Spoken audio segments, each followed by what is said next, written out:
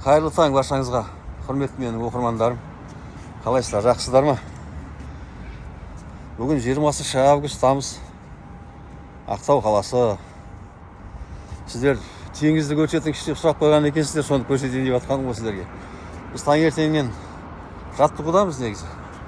Бірақ қазір арқамда тұрған теңізді көрсетемін сіздерге. Ауа райы Ақтауда +27. Теңіздің суы болатын болса 10-11, су салқын енді. Желдің бағыты шығыстан 1 метр, былайша айтқанда штиль болып тұр ғой. Сол, қазір теңізді қарасаңыздар болады.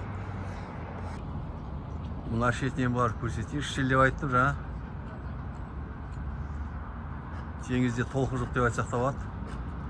Бірақ арасында 1-2 адам суға түсірген адамдар бар. Қазір көрсеңіздер де бар, оны өздеріңізде көресіздер. Міне суға түсірген адам көрініп тұр ғой, иә. Ар жақта кемелер, мұнай тасып жүрген танкерлер. Енді Ақтау өзіндік қала ғой. Мына жерімізді біздің жағажайды жақсартып тұрып, қайтадан салып жатқанның құрылыс процесі бәрін айтып кетіп бара жатқан сіздерге.